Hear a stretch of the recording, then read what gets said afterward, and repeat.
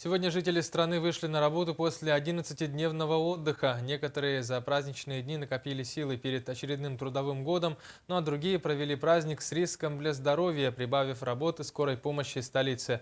О праздничных буднях врачей Якутска расскажет Павел Танин. Новогодние праздники являются самыми длинными из всех в году. Традиционно в это время люди встречаются с друзьями, посещают культурные заведения и просто отдыхают. Но часто бывает, что праздники омрачаются проблемами со здоровьем. В такие дни, когда городские поликлиники не работают, на помощь приходят бригады скорой помощи. В праздники в городскую станцию скорой помощи поступало более 500 вызовов ежедневно. Более 500 было вызовов обслужено с острыми респираторными вирусными заболеваниями. Из них более 430 это дети.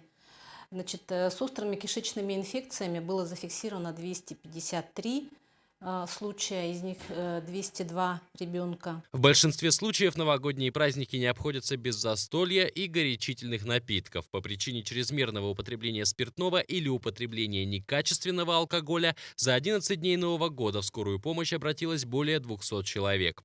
Не обошлось и без травм, ожогов и обморожений, случаи которых в зимнее время традиционно возрастают. Если говорить о травмах, эта цифра тоже такая достаточно высокая, 653 случая было зафиксировано.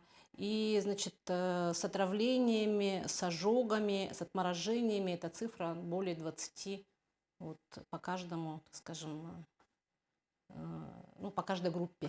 Что интересно, за все праздники не зафиксировано ни одного случая ожогов из-за неаккуратного обращения с пиротехникой, фейерверками и петардами. Всего же за 11 праздничных дней по различным причинам в скорую обратилось более 5000 человек, что составляет половину месячного норматива скорой помощи. Павел Танин, Андрей Секритов, НВК Саха, Якутск.